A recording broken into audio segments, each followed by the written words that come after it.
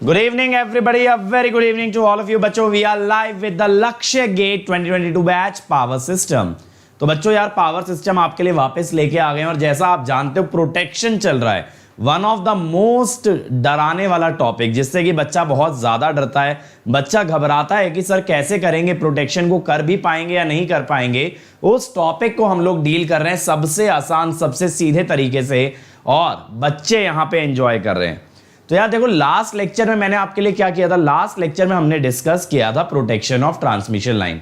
वहां मैंने आपको समझाया था सबसे पहले तो डिफरेंशियल रिले, फिर मैंने आपसे बात की थी ट्रांसमिशन लाइन की प्रोटेक्शन स्कीम के बारे में, ओवर करंट प्रोटेक्शन देखा, टाइम ग्रेडिंग, करंट ग्रेडिंग देखा, फिर हमने बात की डायरेक्शनल रिलेज की, जहां हमने बात की रिंग मेंस की, बात की पैरेलल फीडर की।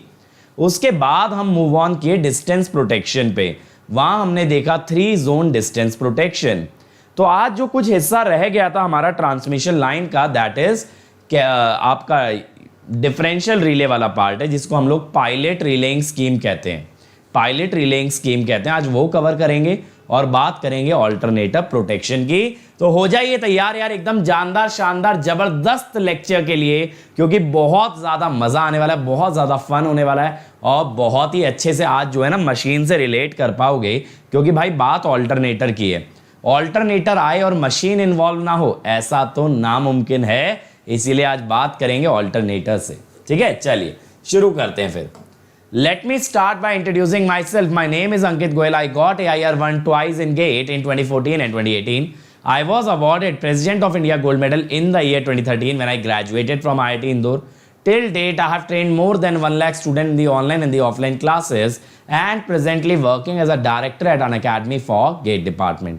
अब ये तो बातें हुई भाई मेरे बारे में, but what you need to understand is all these free initiatives are brought to you by Unacademy, because Unacademy empower करता है देश के हर कोने कोने में बैठे हर बच्चे को कि वो फ्री एजुकेशन का लाभ उठा पाए। और बेटा आपने देखा ही है कि कितने ताबड़तोड़ तरीके से हम इनिशिएटिव लेके आते हैं। मंडे से स्टार्ट हो रहा है प्लैनेट गेट, जहां एक डिफरेंट तरीका है पढ़ाने का, और मैं आपके लिए लेके आने वाला हूं नेटवर्क एनालिसिस। तो आपको बहुत मजा आने वाला है, क्योंकि नेटवर्क को एकदम जीरो लेवल से पढ़ेंगे और एकदम ऑफलाइन क्लासेस की तरह डील करेंगे। तो देखते हैं आपका रिस्पांस कैसा आता है, आपका सपोर्ट कैसा आता है।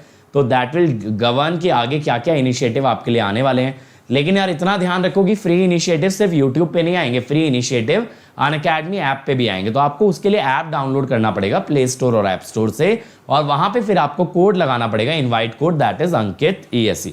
ओके, इसके अलावा देखो यार, मेरी तो सारी स्पेशल क्लास एक जगह मिल जाएंगी यार, tinyurl.com/ankit ESE।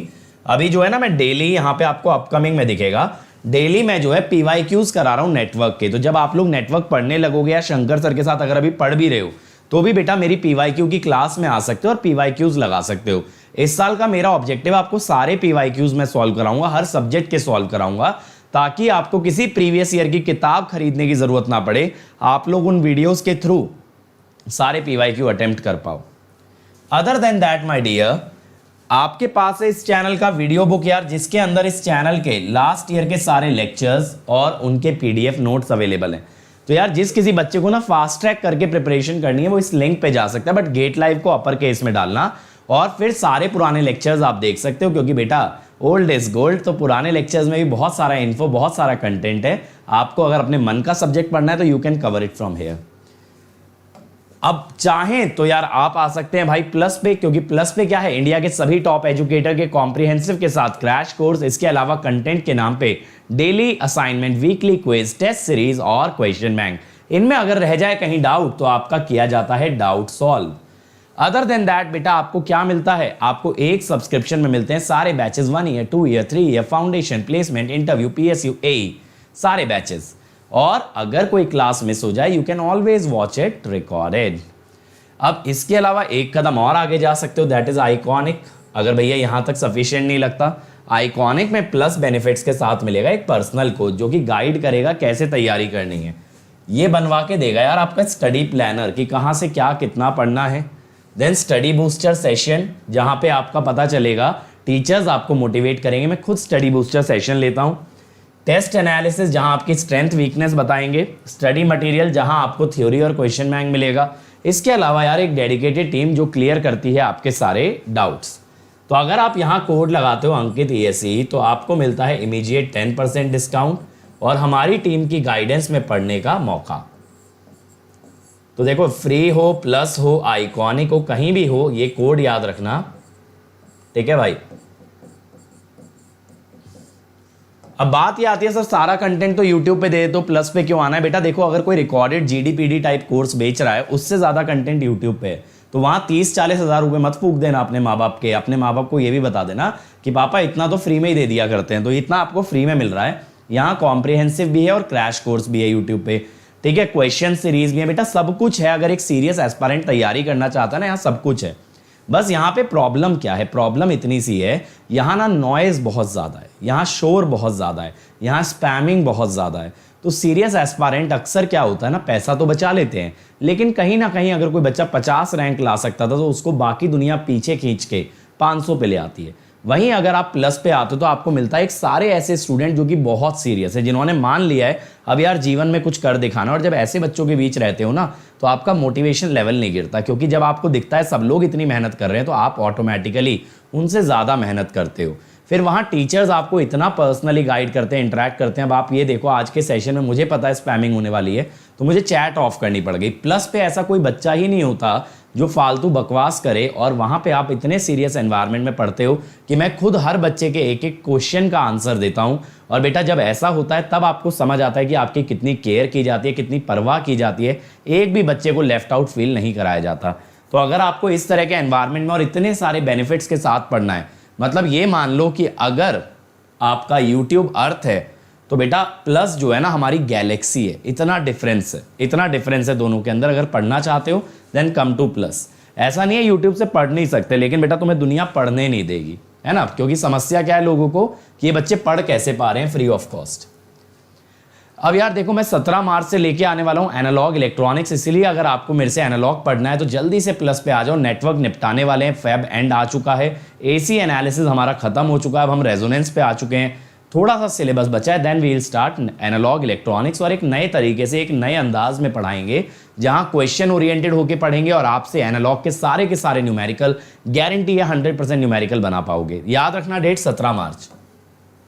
इसके अलावा मेरे बच्चों देखो, अंकित ESE कोड से आपकी 1 ईयर की फीस कितनी हो जाती है, दैट इज 27,225, 18 मंथ्स की 34,650, 2 ईयर 39,600।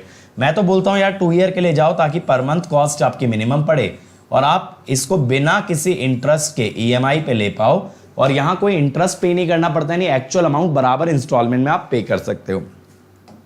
आइकॉनिक के ले जाते हो तो 1 ईयर की फीस हो जाती है यार आपकी 45,225 और बेटा 2 ईयर की 66,600। तो मैं फिर रिकमेंड करूंगा 2 ईयर के लिए जाना, ताकि आपकी पर मंथ कॉस्ट हो जाए मिनिमम, ठीक है।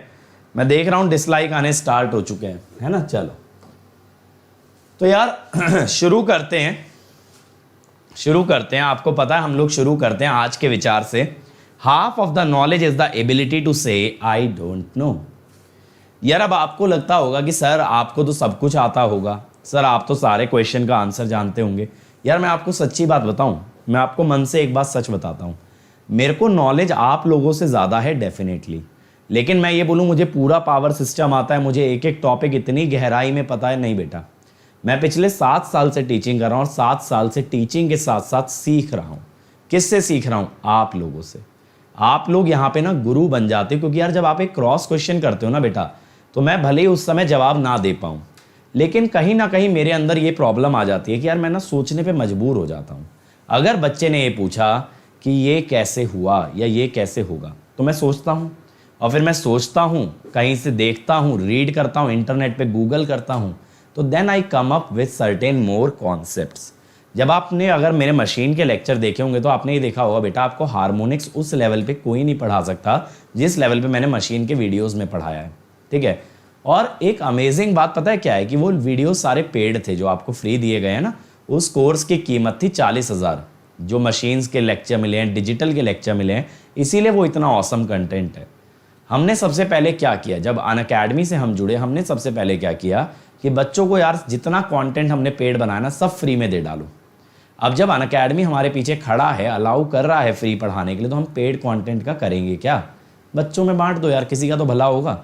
और उसमें मशीन की पहली वीडियो पे 2 लाख व्यूज़ होने वाले हैं यार। मतलब समझ रहे हो, 2 लाख बच्चे देख चुके हैं। वैसे इतना मैं अनपढ़ गवार नहीं हूँ, 2 लाख तो नहीं देखे होंगे, 40-50 हज़ार बच्चे देखे होंगे, क्योंकि 1 view is not equal to 1 student. 40-50 हज़ार बच्चे तो देख ही लिए होंगे। अगर एक साल में 40-50 हज़ार बच्चे देखे हैं, 1 लाख 1.25 लाख बच्चे तो गेट देते ही हैं इलेक्ट्रिकल से, उसमें से 40-50 हज़ार अगर देख लिए तो definitely it's a very very big achievement. तो ये सब मुमकिन आप लोग करते हो यार। तो मैं आपको सिर्फ इतना बताना चाहता हूँ कि बहुत बार आप लोगों के क्वेश्चंस का आंसर मेरे पास नहीं होता, लेकिन बेटा unless you accept it that you don't know something, you can't learn it. अगर आप इधर उधर की बातों में निकाल दोगे, जैसे कि बहुत सारे टीचर यूट्यूब पे करते हैं कि बच्चे ने पूछा पता नहीं होगा, कुछ भी चकरा दिया, लेकिन बेटा उससे हुआ क्या, आपका भी नुकसान हुआ और उस बंदे का जिसने ऐसा किया उसका भी नॉलेज लेवल रिस्ट्रिक्टेड रह गया। क्योंकि शायद अगर उसने कहीं माना होता कि मुझको ये नहीं आता, तो मेहनत करता बच्चे को अगले दिन उसका आंसर देने के लिए। लेकिन ऐसे पता है बहुत कम लोग मिलेंगे, और ऐसे बहुत सारे लोग मेरी टीम के अंदर हैं। खासकर जैसे मैं पर्सनली जानता हूँ भीमा शंकर सर। भीमा शंकर सर बहुत बहुत ज़्यादा पढ़े लिखे हैं यार, हम लोग तो क्या ही हैं, वो तो PhD कर रहे हैं। विशाल सर एक एक सब्जेक्ट पे भयंकर मेहनत करते हैं लिटरली। अगर आज मैं उन्हें कह दूं सर मशीन पढ़ाना है ना, तो मैं गारंटी दे रहा हूँ विदिन 3-4 मंथ्स वो मशीन एक बहुत अच्छे डिसेंट लेवल पे पढ़ाने लगेंगे, बहुत सारे टीचर्स से अच्छा, है ना। अब मेरे मुकाबले कैसा पढ़ाएंगे देखो यार, ये तो मैं भी नहीं जानता, क्योंकि हर टीचर का टीचिंग स्टाइल अलग है। विशाल सर और मैं अगर सेम कंटेंट भी पढ़ाते हैं ना, तो भी हमें अलग अलग बच्चा फॉलो करता है। बट डेफिनेटली सर एक मशीन के अंदर भी बहुत बड़ा नाम बन जाएंगे, इतने मेहनती हैं। साकेत सर यार, साकेत सर जिस दिन पेपर सॉल्व कराने आए थे ना अनअकैडमी बैंगलोर में, मैं देखा यार सर के टैबलेट में भर के किताबें। मतलब इतना कोई कैसा पढ़ सकता है यार, मुझे तो इतनी किताबों के नाम नहीं पता जितनी उन्होंने रीड कर रखी हैं। तो यार ये होता है, ये होते हैं लर्नेड लोग जो कि पढ़ाई करते हैं, जो कि सीखते हैं। और मैं चाहता हूँ आप लोग भी ऐसे बनो यार, आप लोग भी ऐसे बनो, मेहनत करो। और ये मेहनत कब होगी, जब आप ये एक्सेप्ट करोगे कि कुछ चीज़ें ऐसी हैं जो शायद आपको लाइफ में नहीं आती। मैं आपको ऑनेस्टली बताऊं यार, मैं बहुत ज़्यादा पढ़ता नहीं, मैं बहुत ज़्यादा रीडिंग नहीं करता हूँ, बहुत ज़्यादा प्रिपरेशन नहीं करता हूँ। मेरे बहुत सारे concept out of my thought process आते हैं जो मैं आपसे सीखता हूँ। मेरे लिए पता है सबसे बड़ी किताब आप लोग हो यार। हर साल इतने नए बच्चों से मिलना होता है कि कुछ ना कुछ नया सिखा ही जाते हैं। मेरे से ना यार ये किताब रीडिंग वाला काम हो नहीं पाता। मुझे अगर कोई किताब से या कोई पता है कॉमन सब्जेक्ट से आइडिया चाहिए होता है, मैं विशाल सर को बोल देता हूँ सर ये चीज़ ना प्रॉब्लम कर रही है। अब मुझे पता अगर मैंने सर के दिमाग में एक डाउट डाल दिया ना, तो सर उस पर इतनी मेहनत कर लेंगे कि उनका तो छोड़ो मेरा डाउट क्लियर हो जाएगा, मुझे ये पता है। अब वो अलग बात है विशाल सर इस ट्रिक को समझते नहीं है, मैं हमेशा ना उनमें जाके थोड़ा सा उंगली कर देता हूँ और फिर देखो सर की मेहनत ताबड़तोड़। सेम चीज़ सर भी करते हैं। इसीलिए तो हम लोगों का पता है, हम लोगों का फ्रेंडशिप टेक्निकल फ्रेंडशिप है, क्योंकि बहुत बार हम लोग क्वेश्चन डिस्कस करते रहते हैं कि सर ये वाला कॉन्सेप्ट था, क्या ये चीज़ सही होनी चाहिए। जैसे आज भी पता है आईआईटी के क्वेश्चंस के बारे में बात हो रही थी, कंट्रोवर्सी के बारे में, तो मैंने विशाल सर और मैंने काफ़ी डिस्कशन किया कंट्रोल को लेके, क्योंकि सर को भी पता थे क्वेश्चन, मुझको भी, कि ये चीज़ फेयर है या अनफेयर है, क्या होना चाहिए, इस तरह की चीज़ें होती हैं। तो ये ध्यान रखना यार, ना जानना। जैसे एक ना मेरे बहुत अच्छे मित्र हैं, नीट पढ़ाते हैं, आनंद मनी, वो एक लाइन बोले थे, अज्ञानता परमानंद। तो बेटा ना जानने में कोई बुराई नहीं है, बट जान लो, और अभी के लिए उतना जान लो जितना तुम्हारे एग्जाम के लिए रेलिवेंट है। आज देख रहे हो अटेंडेंस कैसे शूट अप हो गई है, लेकिन ये बेचारे ना परेशान हो रहे होंगे कि क्या है, चैट नहीं कर पा रहे हैं, और मैं चैट करने नहीं दूंगा। जब तक ये चीज़ें चलेंगी मैं चैट करने नहीं दूंगा, क्योंकि फिर मैं पढ़ा पाऊंगा नहीं और मेरे बच्चों का नुकसान हो जाएगा। तो मेरा मेन एम क्या है, पढ़ाना है भाई। चलो आ जाओ। अब आज का पहला टॉपिक क्या है यार, pilot relying scheme. Pilot relying scheme जो है ना, कुछ भी नहीं है, एक डिफरेंशियल रिले है। लेकिन भाई डिफरेंशियल रिले क्या करता है, वैसे मैं ये देखता हूँ यार, स्क्रीन का कलर जिस रंग में होता है मेरे चेहरे पे वही कलर दिखने लगता है। तो देखो क्या होता है, पायलट रिलेइंग स्कीम एक डिफरेंशियल रिले है, लेकिन यार लाइन इतनी लंबी होती है, 100 किलोमीटर 200 किलोमीटर, आप कैसे उसके दोनों छोर पे ऐसे रिले टांग दोगे? क्या टांग सकते हो? क्या नहीं टांग सकते।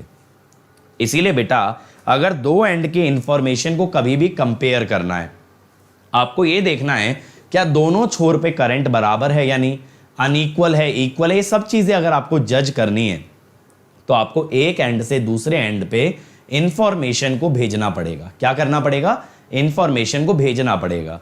अब कोई भी इंफॉर्मेशन अगर आप एक एंड से दूसरे एंड पे भेजते हो तो उसके लिए कोई ना कोई चैनल लगता है। चैनल क्या होता है? माध्यम।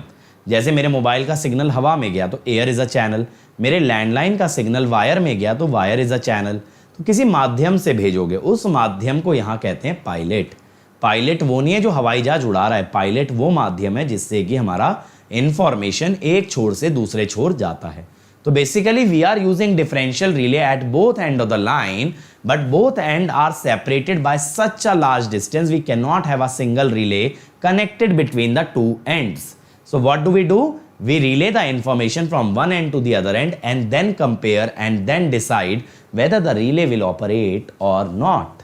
ठीक है, ये बात समझ आई? देखो यहां पे यही लिखा है, interconnecting channel is called a pilot.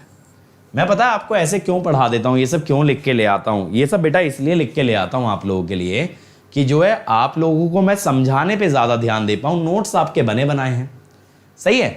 तो pilot relying scheme is nothing but a differential relay, nothing but a differential relay.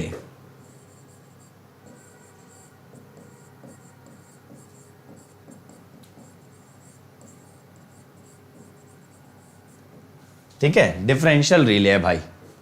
अब चलो ये बात तो क्लियर हो गई, अब आगे की बात कर लेते हैं।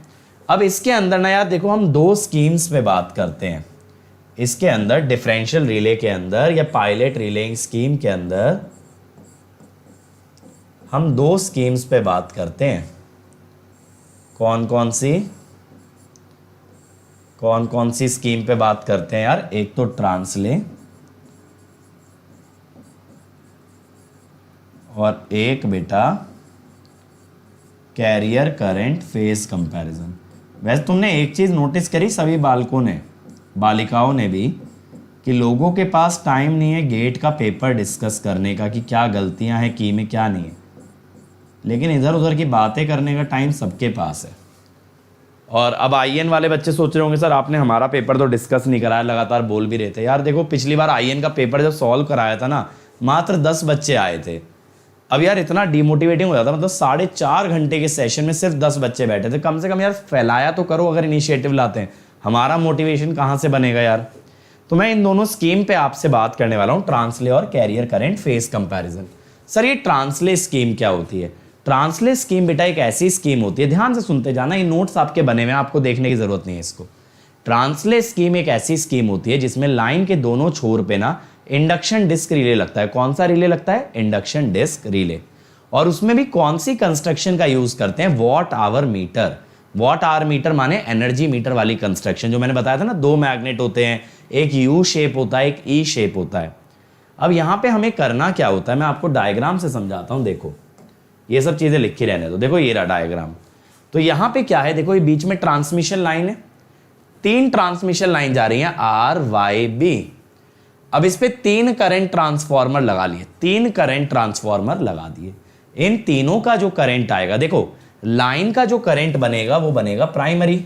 ये जो करंट है ये है प्राइमरी। इन तीनों में जो करंट आएगा दैट विल बी सेकेंडरी। ये तीनों सेकेंडरी करंट हमने किस में दे दिए? ई शेप्ड इलेक्ट्रोमैग्नेट में। तो सेकेंडरी करंट ऑफ सीटी, secondary current of CT is passed into electromagnet। अब देखो जो करंट इलेक्ट्रोमैग्नेट में गया है, ध्यान से देखना, मैं आपको करंट का पूरा रास्ता समझाता हूं। जो करंट इलेक्ट्रोमैग्नेट में गया मेरे बच्चों, वही करंट देखो यहां से निकल के, इलेक्ट्रोमैग्नेट से निकल के किस में गया? पायलट वायर में। ठीक है, तो यहां पे same current goes into pilot wire, goes into pilot wire. अब ये पायलट वायर जाके कहां जुड़ी भाई? ये वहां पे जुड़ी जहां दूसरे वाला रिले था। देखो जरा, ये रास्ता ट्रेस करते जाना मेरे भाई, रास्ता ट्रेस करोगे ना तभी चमकेगा। ये दिख रहा है? देखो मैंने इसीलिए लाल कर दिया, लाली देखन मैं भई चित में भी हो गई लाल लाल, है ना? वैसे ये कर दिया लाल हमने। अब लड़कियां कह रही होंगी नहीं सर ये तो मरून कलर है। सर लाल थोड़ी होता है भाई, हमको इतना कलर नहीं समझ में आता है, हमको एक ही समझ में आता है, लाल काला पीला गुलाबी हरा नीला, बस उतना ही है ना? तो क्या होता है, इधर से सेम चीज इधर करी, इधर भी सीटी लगाए, इधर भी पायलट वायर गई। तो देखो पायलट वायर दोनों रिले से जुड़ी है। पायलट वायर किससे जुड़ी है? दोनों रिले से। अब अगर मैं आपको ये बोलूं मेरे भाई कि यहां पे पायलट वायर में करंट आता है I1 और इधर से आ जाता है दूसरे रिले का करंट I2, तो पायलट वायर एक्चुअली क्या कैरी करेगी? दोनों करंट का डिफरेंस। तो हम क्या कहते हैं? पायलट वायर कैरीज, समझ में आ रहा है सबको? चैट तो आज है नहीं तो कमेंट में लिख के बता दो यार। Carries difference of two currents. क्या कैरी करती है? डिफरेंस कैरी करती है। अब भाई अगर एक पायलट वायर डिफरेंस कैरी कर रही है तो इसका करंट नॉन जीरो तभी होगा जब दोनों छोर का करंट अनइक्वल हो। तो हम क्या कहते हैं? I pilot is non zero अगर I1 not equal to I2 है। अगर देखो पायलट वायर का करंट नॉन जीरो रहा ना, तब होगा क्या? यहां पे जो नीचे वाला मैग्नेट है ना, यू शेप मैग्नेट है, ये एनर्जाइज हो जाएगा। एनर्जाइज का मतलब क्या है? इस पे से करंट फ्लो करेगा तो ये मैग्नेटिक फील्ड बनाने लगेगा। ऊपर वाला मैग्नेट तो बेटा बना ही रहा है, देखो वो तो सीटी से जुड़ा हुआ है, उसमें तो करंट था, वो तो मैग्नेटिक फील्ड बना रहा था। लेकिन नीचे वाला किससे जुड़ा? पायलट वायर से। ये भी मैग्नेटिक फील्ड बनाएगा अगर पायलट वायर में करंट हुआ। और अगर दोनों ने मैग्नेटिक फील्ड बना दी तो डिस्क चल पड़ेगी। डिस्क चलने का क्या मतलब है? Relay will operate. तो बेसिकली यहां हमने क्या किया, एक बार सीधे शब्दों में आसान भाषा में समझते हैं। दोनों छोर के करंट लिए, उनका डिफरेंस लिया और ये किस में डाला? यू वाले इलेक्ट्रोमैग्नेट में। अगर ये दोनों करंट डिफरेंट थे तो उस मैग्नेट में करंट फ्लो करेगा, जिस कारण से बनेगी मैग्नेटिक फील्ड, जिस कारण से घूमेगी डिस्क। तो एक मैग्नेटिक फील्ड पहले बन रही थी, लेकिन जैसा रिलेज में मैंने आपको समझाया, दो मैग्नेटिक फील्ड लगती हैं रिले के ऑपरेशन के लिए। तो यहां पे नीचे वाला भी बनाने लगेगा अगर पायलट वायर में करंट आया। तो इसीलिए पायलट वायर कौन सा करंट कैरी कर रही है बेटा? दोनों तरफ का डिफरेंस। और जब वो ये करंट कैरी करेगी तो रिले विल ऑपरेट। तो बेसिकली डिफरेंशियल ही तो हो गया, यानी रिले तभी ऑपरेट कर रहा है ना जब दोनों तरफ का करंट अनइक्वल है। तो बेसिकली हम डिफरेंस ले रहे हैं, डिफरेंस के हिसाब से रिले आपका ऑपरेट करता है। सही है भाई?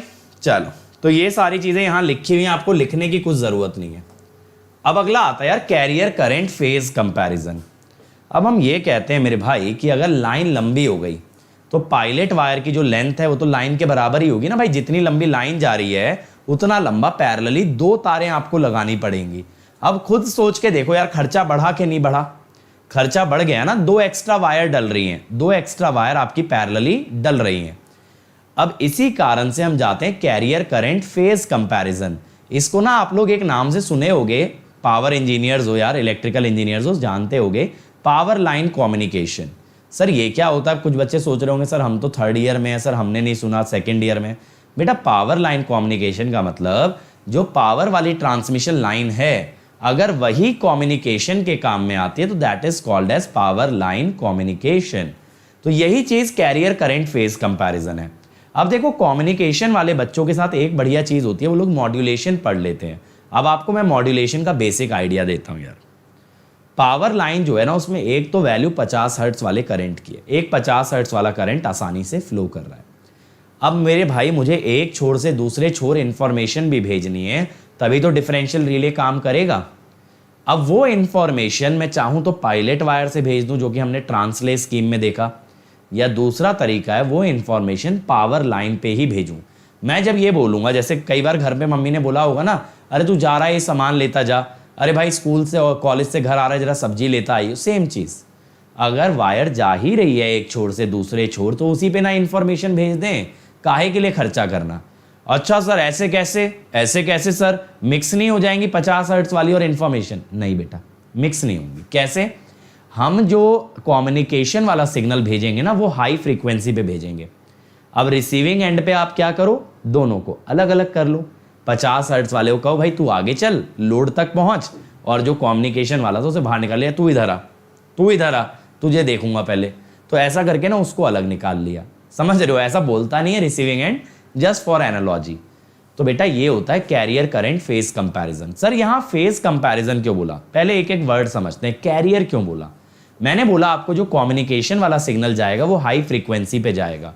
वो हाई फ्रीक्वेंसी सिग्नल क्या कहलाता है? Carrier signal.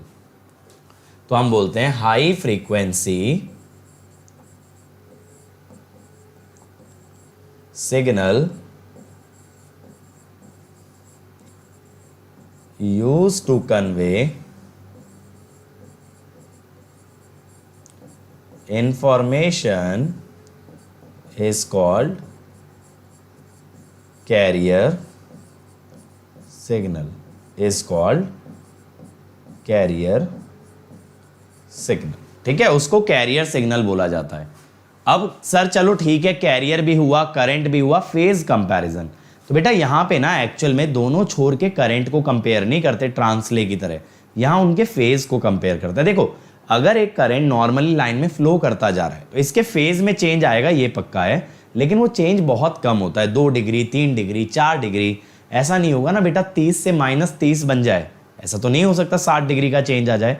इस कारण से अगर हम दोनों छोर पे करंट का एंगल एक्सट्रैक्ट करके कंपेयर कर लें, then also we can detect if there is a fault. लेकिन आप जानते हो डिफरेंशियल रिले की लिमिटेशन क्या है?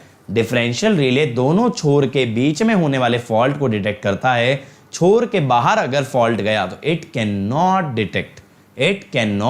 डिटेक्ट, तो it is only operating for internal fault. तो देखो यहां पे क्या क्या लगता है। देखो यार ये है आपकी ट्रांसमिशन लाइन जिसको बचाना है। अब यहां पे क्या लगा है? लाइन ट्रैप लगा है दोनों तरफ, सेंडिंग और रिसीविंग एंड पे। कपलिंग कैपेसिटर लगा है, circuit breaker, current transformer, potential transformer और रिले। ठीक है, और ये क्या है? ये ट्रांसमिशन यूनिट है, ट्रांसमीटर कह सकते हो, transmitter. What is this? Transmitter. और दूसरी तरफ क्या लग जाएगा? रिसीवर। ये वाली होगी रिले यूनिट, ये रिसीवर होगा, receiver.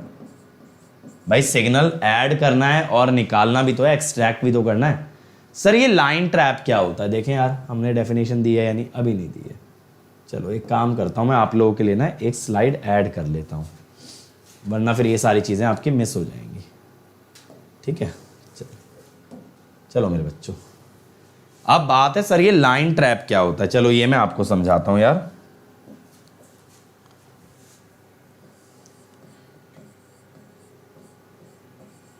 What is this line trap?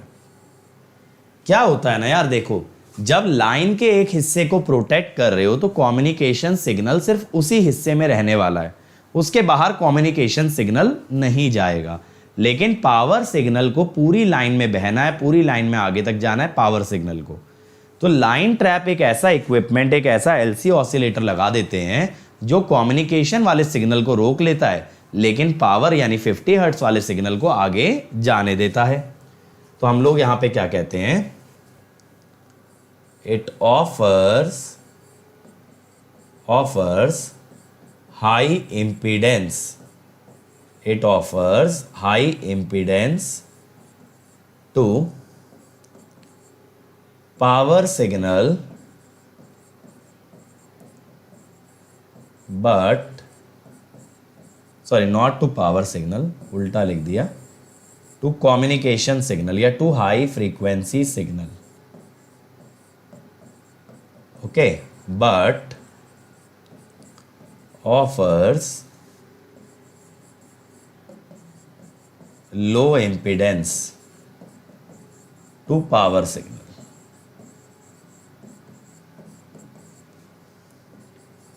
250 hertz power signal.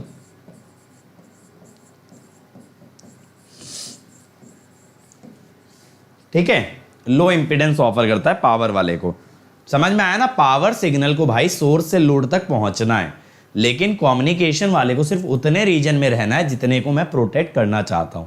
यार देखो अगर लाइन 1000 किलोमीटर की है तो 1000 किलोमीटर थोड़ा ना प्रोटेक्ट कर लोगे भाई इससे, क्योंकि कम्युनिकेशन वाला सिग्नल इतनी बढ़िया लाइन पे जाएगा बेटा, एटेन्यूएशन तो आएगा, लाइन में लॉसेस तो हैं। एटेन्यूएशन तो मेरे हिसाब से समझते होंगे आप लोग। एटेन्यूएशन का मतलब क्या है? Decrease in amplitude. तो साइन वेव पहले बड़ी बनी, फिर छोटी, फिर छोटी, फिर छोटी, ऐसा करते करते पहुंचते पहुंचते खत्म हो जाएगी। समझ में आ रही है बात? खत्म हो जाएगी। इसीलिए आपको क्या करना पड़ेगा? एक पर्टिकुलर हिस्से में प्रोटेक्शन देनी पड़ेगी, उसके बाहर अगर निकल गए तो फिर बेटा बात नहीं बनेगी।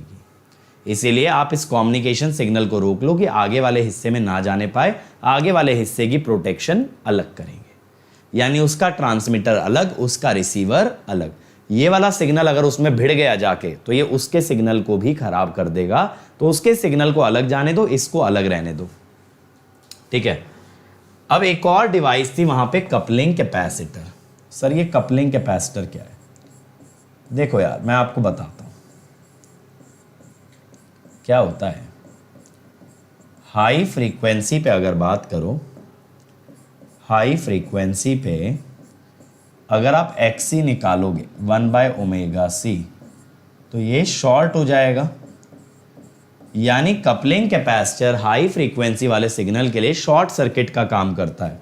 तो it is used to inject carrier signal और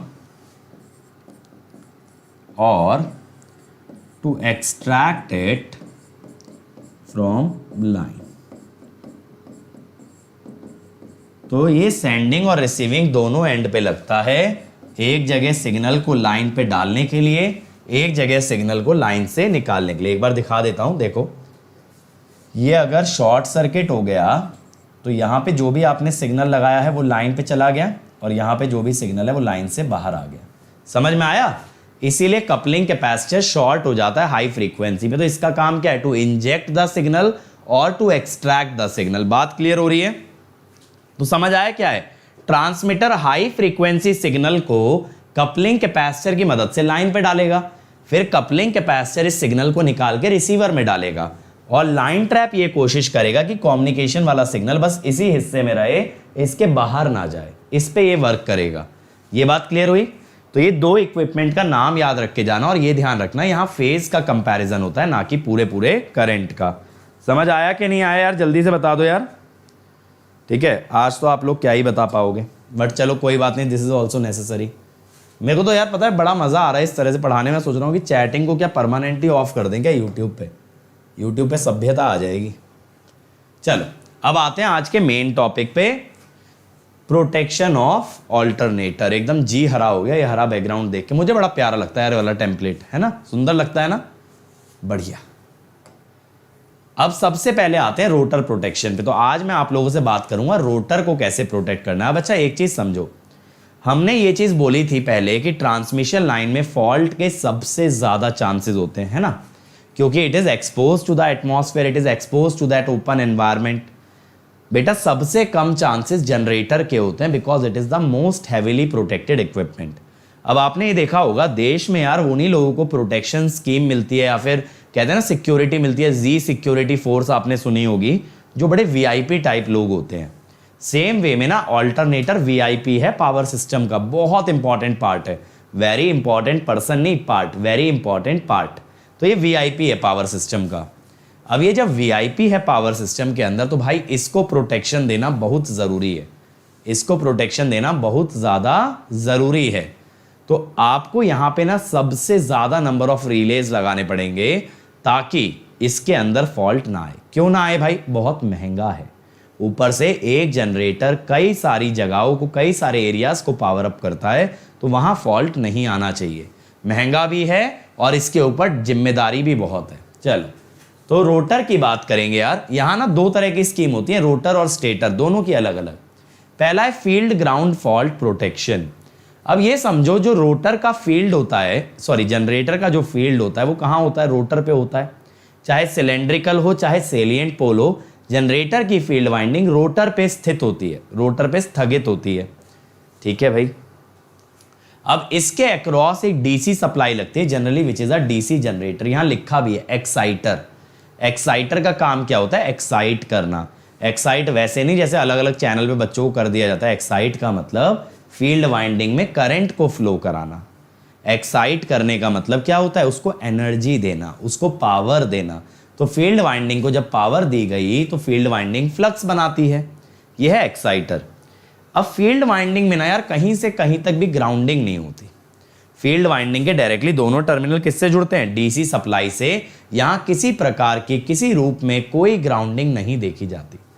लेकिन बेटा किसी कारणवश अगर इंसुलेशन डैमेज होने से फील्ड वाइंडिंग अगर रोटर से जुड़ गई, तब उसे कहते हैं field ground fault. Insulation damage होने से अगर रोटर से जुड़ गई तो that is called as the field ground fault. तो यहां पे क्या बोल रहे हैं हम? फील्ड वाइंडिंग गेट्स कनेक्टेड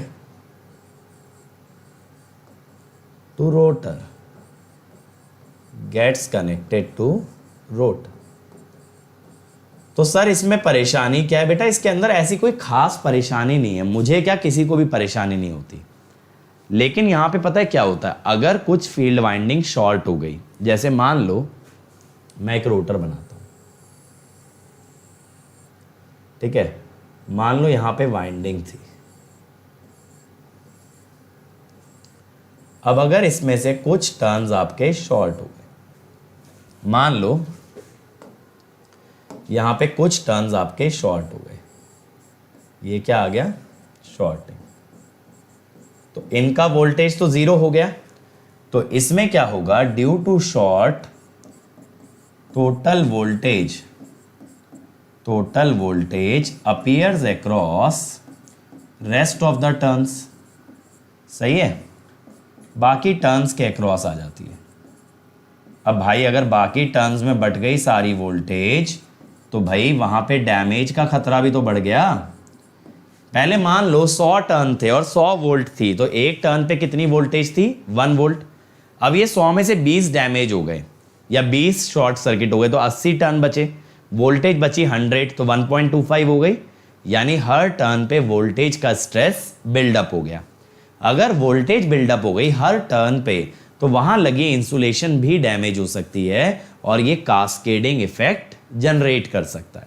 यानी खुद में डेंजरस नहीं है, लेकिन ये बाकी के टर्न्स को भी शॉर्ट होने पे मजबूर कर सकता है, वहां के इंसुलेशन भी डैमेज कर सकता है।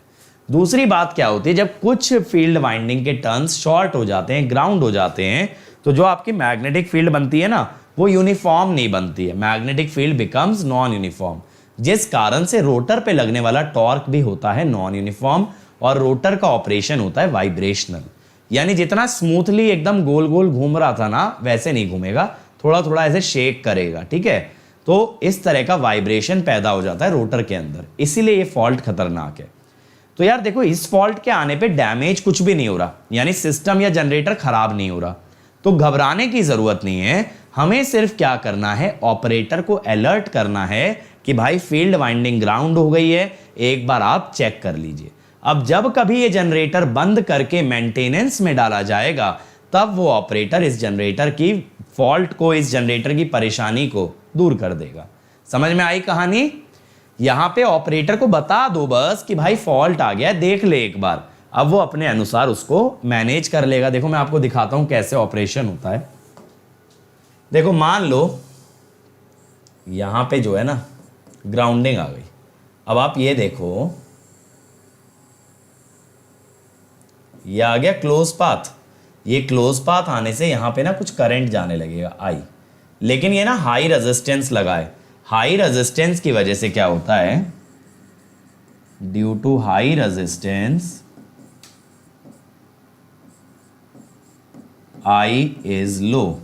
अगर करंट काफी लो होता है तो then we pass this current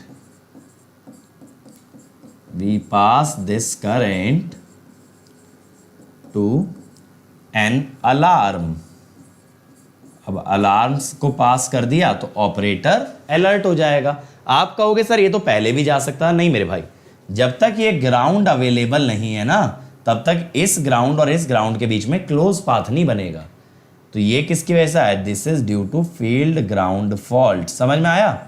जैसे ही फील्ड वाइंडिंग में ग्राउंड आ जाएगा तो यहां पे आपका एक क्लोज पाथ मिल जाएगा करंट को। करंट को क्या मिल जाएगा, close path. Is that clear? चल अब देखो, इसके बाद बात आती है अगली अनबैलेंस लोडिंग की। समझ आया? फील्ड ग्राउंड फॉल्ट खुद में डेंजरस नहीं है, वहां आपको ऑपरेटर को अलर्ट करना है कि भाई एक बार देख ले, गड़बड़ आ गई है। फिर आता है अनबैलेंस लोडिंग। अब देखो जनरेटर से जो लोड जुड़ा यार, मैंने आपको बहुत बार ये बात बताई है, लोड को हम कंट्रोल नहीं कर सकते पावर सिस्टम ऑपरेटिव को अगर देखो, यानी कि अगर एनटीपीसी को देखो, पावर ग्रिड को देखो, तो ये लोग लोड नहीं कंट्रोल कर सकते, लोड कंज्यूमर के हाथ में। अब ये क्या करते हैं, कुछ घरों में ए फेज दिया, कुछ में बी फेज दिया, कुछ में सी फेज दिया, तो ये कोशिश करते हैं बराबर लोड तीनों फेजेस में बट जाए। लेकिन अब मान लो मेरा ये घर ए फेज में, अभी मैं तुरंत एसी बंद करूं तो मुझे कॉल करना पड़ेगा क्या बी और सी वालों को कि भाई तुम भी बंद करो ताकि लोड बैलेंस हो जाए? ऐसा तो नहीं होता। इसका मतलब है लोड हमेशा क्या होता है, अनबैलेंस। और आप ये चीज सिमेट्रिकल कंपोनेंट में पढ़ चुके हो कि जब जब लोड हुआ है अनबैलेंस, तब तब इंड्यूस हुए हैं पॉजिटिव, नेगेटिव और जीरो सीक्वेंस करंट।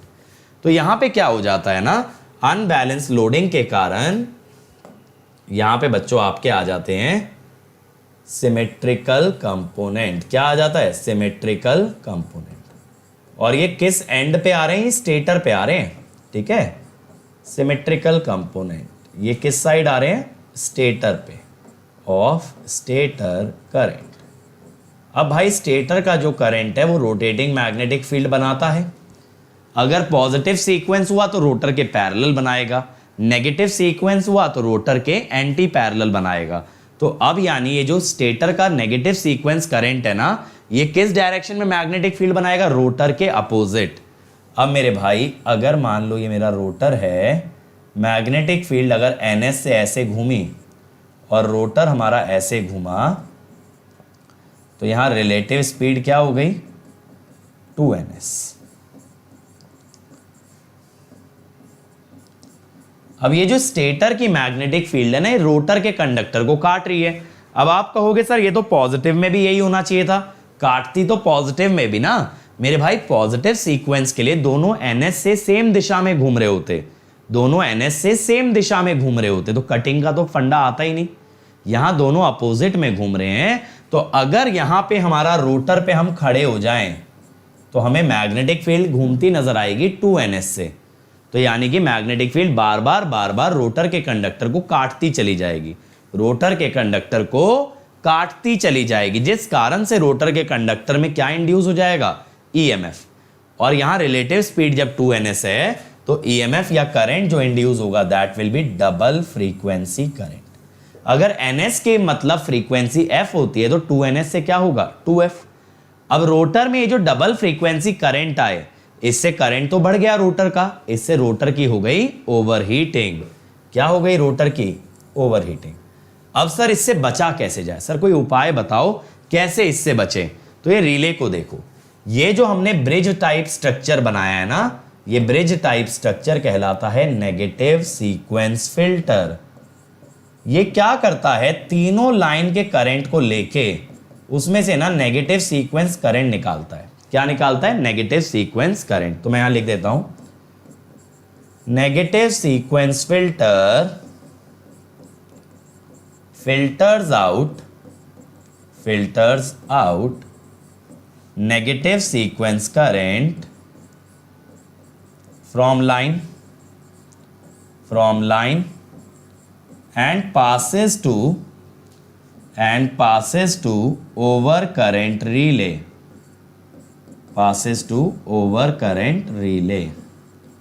ठीक है, ओवर करंट रिले में भेज देता है। अब भाई ओवर करंट रिले में जब ये भेज देता है तो if negative sequence current is greater then pickup value, किससे बड़ा हो, पिकअप वैल्यू से, तो रिले ऑपरेट्स।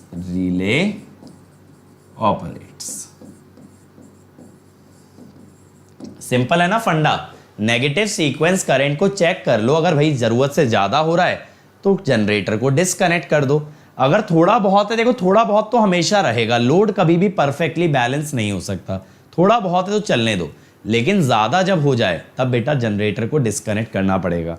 अब जैसे देखो स्पैमिंग ज्यादा होने से आज हमें चैट डिस्कनेक्ट करनी पड़ गई ना, ऐसे ही जब ज्यादा हो जाए नेगेटिव सीक्वेंस करंट तो बेटा जनरेटर को डिस्कनेक्ट करना जरूरी है। और बच्चों ये आज मैंने सिर्फ स्टेप उन बच्चों के लिए लिया है जो पढ़ने वाले हैं, ताकि उनको डिस्टर्बेंस ना हो। वो लोग लेक्चर को लाइव सुन पाए और बेस्ट वे में सुन पाए। अगला है भाई लॉस ऑफ एक्साइटेशन। एक्साइटेशन मैंने क्या बताया, एक डीसी जनरेटर, एक एक्साइटर जुड़ा रहता है जनरेटर की फील्ड वाइंडिंग से। ये जनरेटर की फील्ड वाइंडिंग को करंट देता है। अगर ये एक्साइटर डिस्कनेक्ट हो गया या IF 0 हो गया, अगर बेटा IF 0 हो गया तो EF विल बिकम 0। अगर EF 0 हो गया ना, जनरेटर की जो इलेक्ट्रिकल पावर होती है EF VT by XD sine delta plus VT square by 2 1 by x q minus 1 by XD sine 2 delta. इसमें से पहली टर्म गायब हो जाएगी, कितनी रह जाएगी पावर, पावर रह जाएगी VT square by 2 1 by x q minus 1 by XD sine 2 delta. तो इलेक्ट्रिकल पावर हो जाएगी कम। इलेक्ट्रिकल पावर अगर कम हो गई बेटा तो दोनों पावर के बीच में शाफ्ट इनपुट और इलेक्ट्रिकल आउटपुट आ जाएगा इम्बैलेंस, दोनों इक्वल नहीं रहेंगी। समझ रहे हो ना, मैंने आपको स्टेबिलिटी में बताया था अंडर स्टेडी स्टेट दोनों पावर बराबर आती हैं और रोटर घूमता है सिंक्रोनस स्पीड से। लेकिन अगर यहां पे PE घट गया तो PS is greater then PE। अब आप स्विंग इक्वेशन बहुत बेहतरीन तरीके से जानते हो, पिछली यूनिट में ही पढ़ के आए हो। तो PS minus PE will B positive, तो रोटर एक्सेलरेट। अब भाई रोटर एक्सेलरेट अगर कर गया तो NR will be greater than NS। तब ये क्या बन जाएगा, तब ये बन जाएगा एक इंडक्शन जनरेटर। क्या बन गया ये, इंडक्शन जनरेटर। ठीक है भाई। अब इंडक्शन जनरेटर को ना फ्लक्स बनाने के लिए चाहिए होता है मैग्नेटाइजिंग करंट, इसीलिए इसके स्टेटर पे आपके पास एक एक्स्ट्रा करंट आएगा। कौन सा होगा, मैग्नेटाइजिंग करंट। मैग्नेटाइजिंग करंट तो देखो एक बार रीड कर लेते हैं। When excitation is lost, generator speeds up slightly and operates at induction generator। बिल्कुल मैंने समझाया। राउंड रोटर जनरेटर जो होते हैं बेटा उसमें डैम्पर वाइंडिंग नहीं होती, तो वहां ये ज्यादा खतरनाक है, क्योंकि डैम्पर वाइंडिंग ना इस स्पीड के चेंज को अपोज करेगी, स्टेबिलिटी को बढ़ाएगी। लेकिन राउंड रोटर में तो डैम्पर वाइंडिंग है नहीं, इसीलिए वहां पे स्पीड का फ्लक्चुएशन ज्यादा आता है। यहां स्पीड का फ्लक्चुएशन सेलियंट पोल के अंदर कम आएगा। अब यहां पे क्या होता है, स्टेटर ओवरहीटेड हो जाता है ड्यू टू मैग्नेटाइजिंग करंट। एक तो मेन करंट है जो पावर वाला पार्ट है, और एक है मैग्नेटाइजिंग करंट जो फ्लक्स बनाने के काम में आएगा।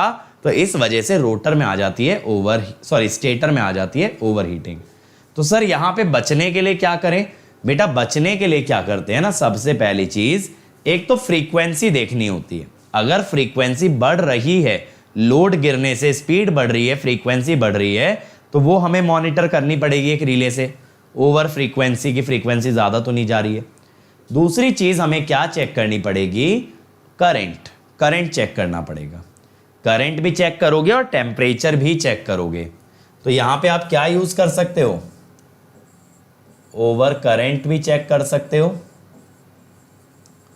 ठीक है, टेम्परेचर चेक कर सकते हो और फ्रीक्वेंसी चेक कर सकते हो। इनके बेसिस पे आप रिले डिजाइन करते हैं, करंट, टेम्परेचर और फ्रीक्वेंसी, ये सब चीजें। अब इसके बाद ओवरलोड प्रोटेक्शन। ओवरलोड का क्या मतलब है, जैसे ट्रक में देख रहे हो कितना सामान लदा हुआ है, इसे ओवरलोड कहते हैं। If load on alternator is greater than rated value, क्या है, रेटेड वैल्यू से अगर ज्यादा है, then current, armature current is greater than I rated. और अगर ऐसा है आई रेटेड से ज्यादा आर्मेचर करंट है तो स्टेटर गेट्स ओवरहीटेड। क्या होगा, स्टेटर गेट्स ओवरहीटेड। ठीक है ना।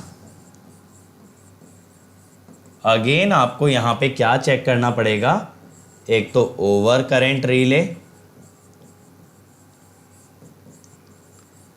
और दूसरा temperature by means of thermocouple, by means of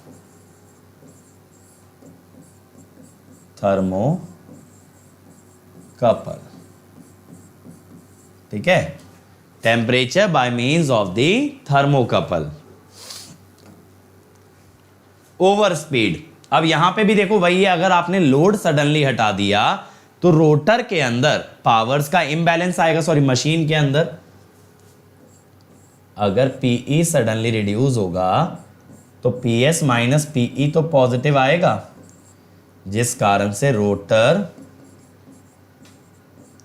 accelerates.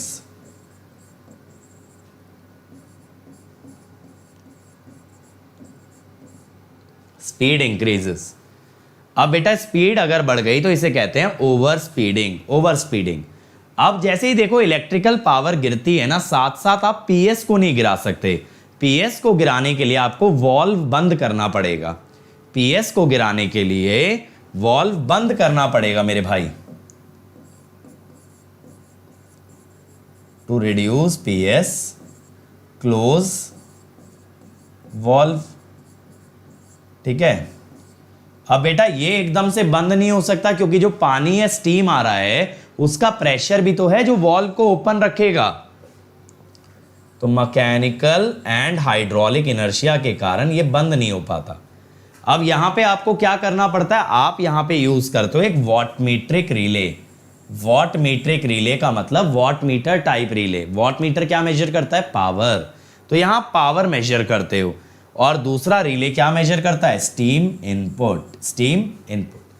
तो अगर आपकी पावर यानी कि लोड कम हो गया, लोड आप मेजर कर रहे हो, अगर वॉटमीट्रिक रिले ने ये बताया भाई अचानक से पावर कम हो गई है, तब आपको टरबाइन के पास जो वॉल्व है उसको क्लोज डाउन करना पड़ेगा।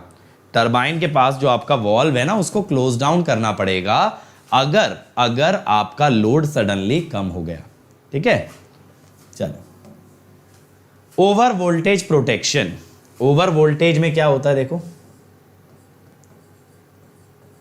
In case of over speed, अगर ओवर स्पीड आई तो एन बढ़ेगा, जिससे फ्रीक्वेंसी बढ़ेगी, जिससे ईएमएफ बढ़ेगा। या दूसरा क्या होता है, फेलियर ऑफ एवीआर। अगर ऑटोमेटिक वोल्टेज रेगुलेटर नहीं चला ना सही, तो भी आपकी ओवर वोल्टेज आएगी, एवीआर अगर काम नहीं कर पाया सही से। बात क्लियर हो रही है। तो अब ओवर वोल्टेज में हम क्या करते हैं, एक ऑफसेट मोर रिले यूज करते हैं, या फिर AC over voltage relay, over voltage relay. ये जो ओवर वोल्टेज रिले होता है ना, इसकी रेटेड वोल्टेज होती है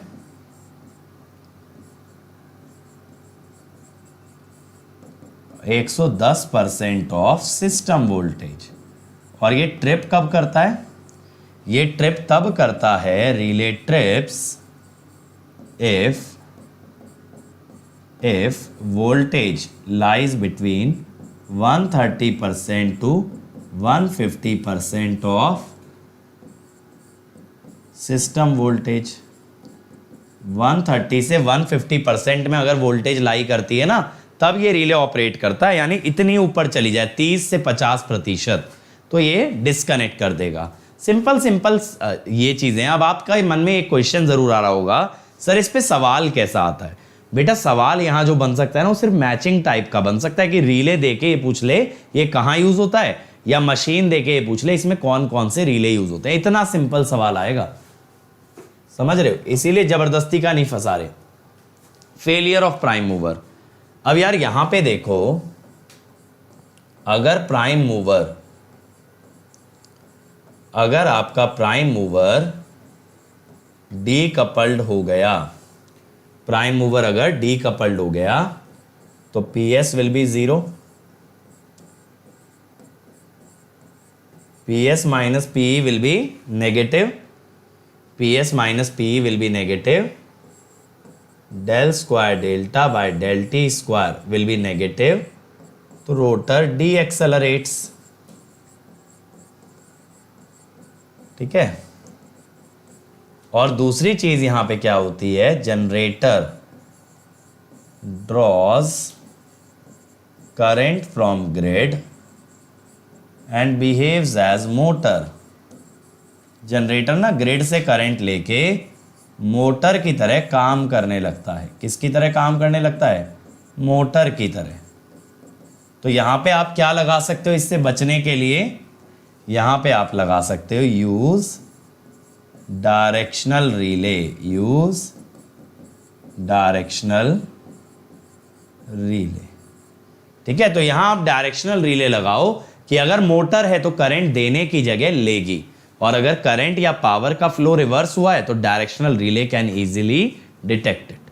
तो that is the failure of prime mover. अब आ जाओ भाई क्वेश्चन पे। तो बात हो गई आज के ज्ञान की, आज की थ्योरी की। क्वेश्चंस पे आ जाओ। कल हम लोग ये चैप्टर, ये यूनिट वाइंड अप कर देंगे, और कल ना आपकी क्लास सुबह 9 बजे रहने वाली है। ठीक है भाई, कल आपकी क्लास सुबह 9 बजे रहने वाली है। तो जल्दी से मुझे बताओ क्या आएगा इस क्वेश्चन का आंसर। क्या पूछा है, कैरियर करंट स्कीम कंपेयर्स, क्या कंपेयर करती है, मैंने बताया था फेज कंपैरिजन, इसीलिए मैंने क्वेश्चन में फेज लिखा नहीं, वरना तुम डायरेक्टली आंसर कर देते।